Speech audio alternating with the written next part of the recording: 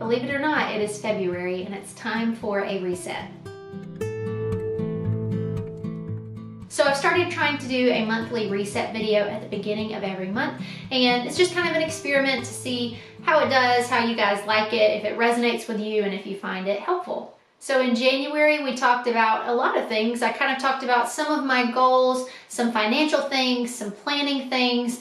I just touched on a few things there, and that video will be linked down in the description box if you missed it and you're interested. So today I'm going to be touching on some of those things, giving you updates, and then I'm also going to be talking about some new things. So I wanted to talk about a couple of planning tools that I'm using and also a couple of rhythms that I have really been enjoying. The first one I mentioned last month, and it is the daily and monthly planner from Old World Home. So Hilary designed this planner, and it has a cleaning schedule in it for every week. It has outings that you can do every month with your family. Of course, it has your daily and monthly spreads. I also really love using my magnetic bookmarks. If you want to know how to make these, I'll link that video down below. This is something I did a few years ago using Christmas cards. I made them for myself, and then I also actually made them and gave them back to people with their own Christmas cards. And it was just a really special thing to do instead of just throwing the cards away. So again, if you want to know how to do that, I'll link it down below. So I have really been enjoying that planner. I have also really been enjoying my Aldi meal planner. I told someone in the comment section of one of my recent videos that I would talk about this a little bit. So this is what it looks like. It is $4.99 at Aldi on their special buys aisle. I hope that you can still find them. I've bought them for the past several years, and I just think that they are a great bang for your buck. They do have a magnetic strip on the back, so you can put them on the fridge if you want to. And it has your week layout where you can put your meals. Sometimes I'll just do supper, but sometimes I'll actually put breakfast, lunch, and supper on there. And then it has a little tear-off perforated tab where you can put your grocery list. So it's very convenient for me to just write anything that I am running out of or running low on, and then that way I can pick it up next time I'm at the store. They usually have a few different designs every year. Some are more colorful, and then some, like this one, are a little more understated, but I cannot say enough good things about this meal planner. I also mentioned that I wanted to sort of do a meal matrix. This idea comes from the Lazy Genius podcast, and she just talks about taking that idea of Taco Tuesday and sort of stretching it through the week. So I wanted to share with you what my winter matrix is currently. So my first step in meal planning is always looking at our week ahead. And so that's kind of what I wanted to do with our meal matrix, was look at those weekly rhythms and patterns and say, how can I make meals easier and make them fit in better? All right, so Monday's rhythm is a new or an involved recipe. Tuesday is a sheet pan or an easy recipe. Wednesday is crock pot. Thursday, leftovers. Friday, soup and bread. Saturday, salads.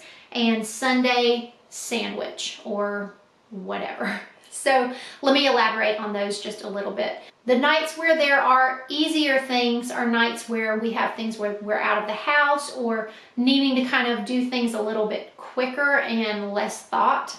I wanted to make sure with some of the heavier foods that we have in winter that I also maintained a salad night. I did this for a couple of reasons. The first reason is for health and for wellness, but my second reason is because I really want to learn to make better salads. I want to be more creative with my pairings and my choices. I don't want to have that feeling that I know we all can feel where we say, well, I can't make a salad as good as a restaurant can. I think that we really can, but it just takes some work and some trial and error. So I put Saturdays in there to really grow how I experience salad. Of course, not everybody in our household likes salad, or some people in our household like salad, but not every type of salad. So this is also me encouraging my family to try new things and just experiment. And of course, if they don't like the actual salad, they can pick and choose what components they like, and we can pair it with something else if we want to. But that's what Saturday is going to be. Sunday, we spend a lot of time to and from church. So it's really just, I put sandwich on there. It really just means kind of make something for yourself, find something in the fridge, whatever. I want to take a second to talk about Mondays because they've been really life-giving in a way that I did not expect them to be. So I wanted to have a night that consistently was a little more of an investment in family time. I wanted to have a night where I could try a new recipe or a recipe that maybe had more steps. I love crock pot meals, sheet pan meals, one pan meals, all of those kinds of things. I really appreciate where you can have a lot of different flavors, but decrease the amount of dirty dishes that you use. So that is what Mondays are for. So for example, this past week, one of the things that we made was chicken that my mom makes. It's really pretty simple. You take chicken breast that is cut thin, and then you bread it in flour, and then egg, and then French fried onions, and then you bake it. So I set up the assembly line, and my son said, "Can I do this?" So I let him take control of the whole thing start to finish, and he did so good, and I could tell he felt so accomplished. We bake together pretty often, but I don't often invite them to do raw meat stuff, and I think it's just because it's raw meat, but he's getting to the age, maybe not my daughter, but he's getting to the age where he knows, and when he's finished, he can wash his hands, and it works out fine. Along with that, I made a butternut squash lasagna, which was so heavenly. It has this really thick, rich sauce, and it has fresh rosemary in it, and then of course it has the roasted butternut squash that gets a little bit caramelized. Oh my gosh, it's so good. And then to go with that, I roasted some sweet potatoes for people who didn't want the lasagna, and then I made green beans. And the whole process, like the creative outlet for me, and the fact that my kids got to take part in cooking in a way that they don't normally. And then we sat down to eat, and my husband commented, "Wow, this is really nice. Thank you. This is really good." It was just so life-giving to do something that was a little bit more intentional, a little bit more of an investment, but I'm not expecting myself to do that every night of the week. I am okay with doing a sheet pan meal, a crock pot meal, and then Mondays being reserved for that really special meal. We've been doing candlelight a lot at dinner, so definitely incorporating that into our Monday nights, but that one is a little bit different, so I just wanted to kind of share that with you because your meal matrix can really be based on anything. It can be based on your ingredients, where you have a vegetarian night or you have a beef or a chicken night. It can be based on your utensils, like a sheet pan or a crock pot. Or it can really be based on, like Mondays for me, I want to do something new. So yeah, I'm really enjoying how that is going. And I do think sometime soon I am going to share kind of like a week in our meals or 2 weeks in our meals, just to kind of show you what that looks like practically. All right, I want to take a moment to share a couple of products that I have been trying and loving. So when we moved to our little house, our mobile home, we are on well water, which I grew up on well water, and then I moved, and I've been on city water for my entire marriage. And then I moved back, and my hair has not liked it. It's been very hard to make my hair feel clean. If you know anything about me, I despise washing my hair, but this has actually helped. There are also a couple of routines that have helped me not hate washing my hair as much, namely showering at night with a candle. Also, namely taking my wet brush into the shower so I can brush out my tangles gently while my hair is wet, as opposed to when I'm out of the shower. It makes a night and day difference. But I've got 3 products that I want to share with you. So the first one I actually asked for Christmas, and it is a water filter. So I'm not going to pretend to understand the ins and outs of why this works and how this works. It says ceramic beads infuse vitamin C, zeolite, tourmaline, and other beneficial minerals, so you walk out of the shower and glow. It also says it works with hot and cold water, it blocks chlorine, it reduces skin irritation and chlorine inhalation, and it says revitalizing showers. I don't pretend to understand how and why this works. I just want to tell you that it does. The first time that I used it, I got out of the shower and I thought, my hair has not felt this good since we moved here. So anyway, I just wanted to tell you that and tell you that it has really made a difference for me. There is some maintenance involved. It says we recommend changing the cartridge at least every 6 months. So I've got to look up the cost. I don't know what the cost is of maintaining that, but I have really enjoyed this for my hair.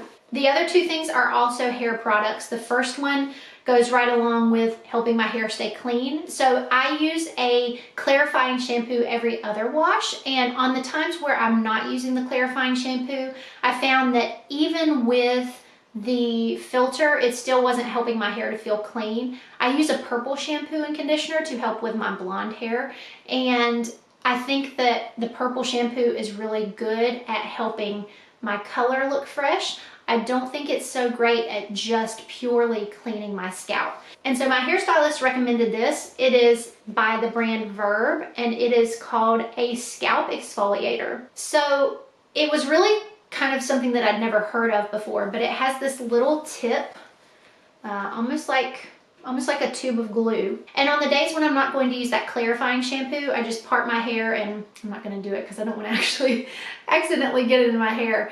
But I just squeeze it right along my part line. I'll go all the way down my part, and then I'll do a part kind of in the middle here and here. And once I've got like a line there, a line here, a line here, I just rub it in everywhere. You let that sit for 10 minutes before you get in the shower, and I think it just helps to kind of loosen everything up and do what an exfoliator is supposed to do. I wasn't sure if I was going to like it, but I have really enjoyed it. So again, I use this every other wash. And then the other thing is also by VERB, and it is their Ghost Oil. I struggle a lot with tangles in my hair, especially in the winter, I think just because everything is so dry.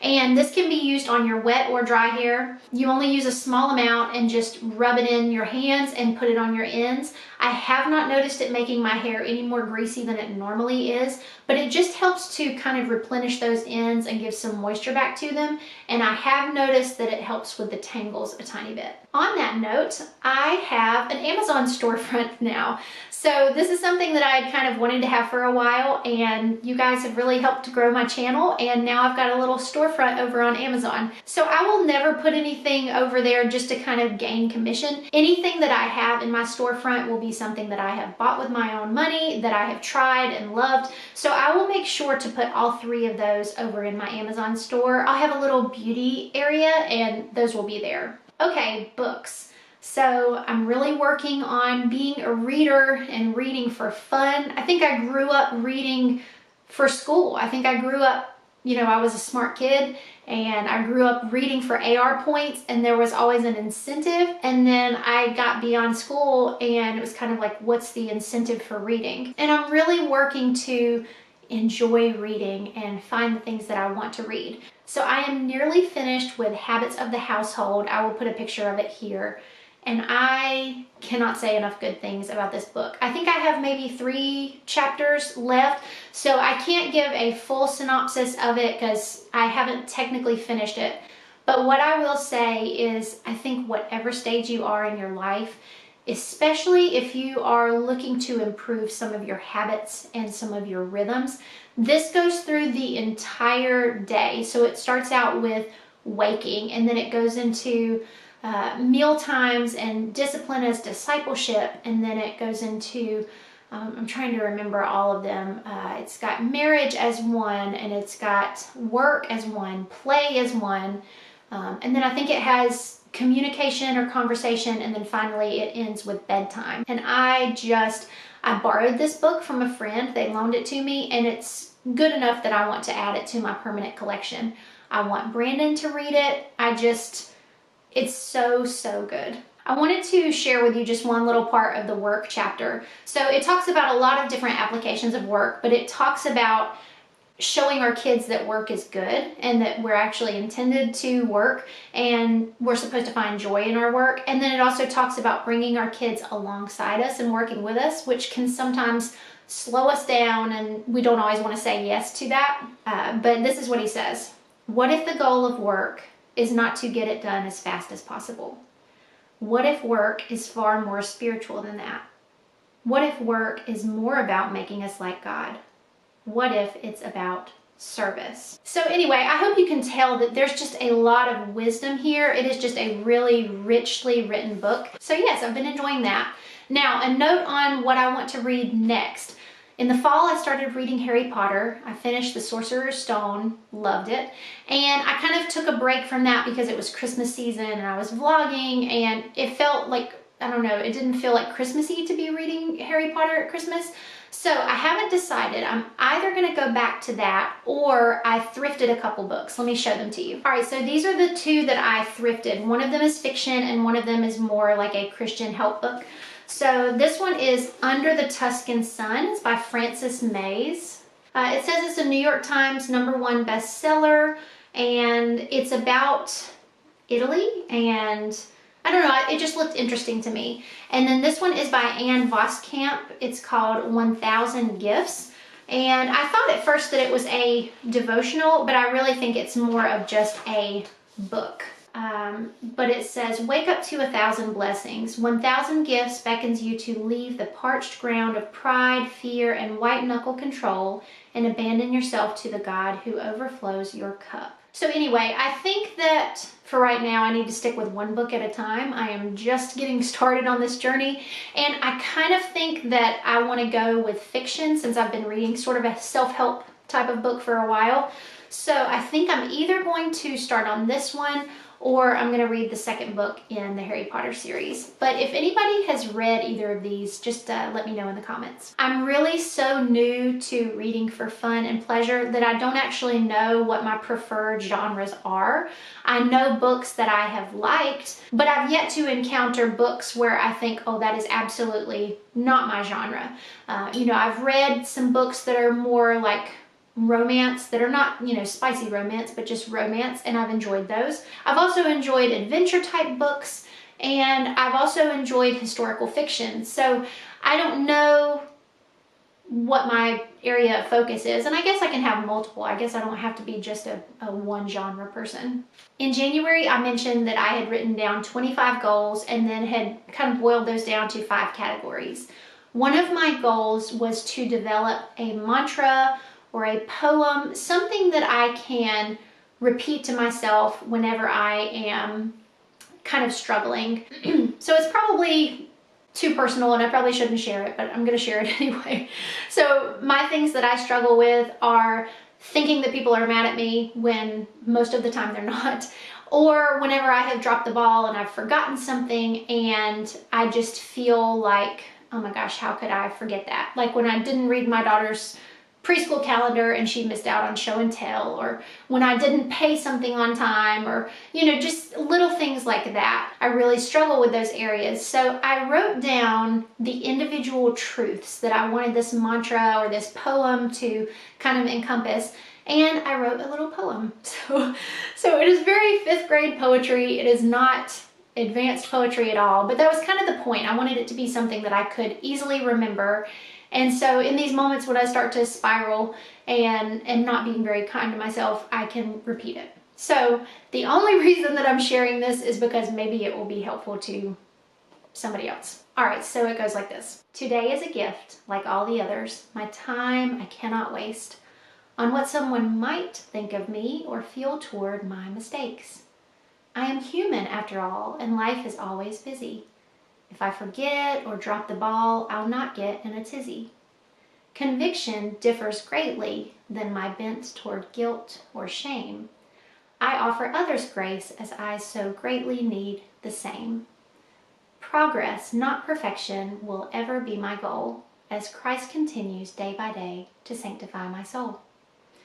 All right, so it's cheesy, it's very 5th grade, whatever, but if it helps somebody, then that's great, but it has already helped me to just kind of tell my brain, like, stop that.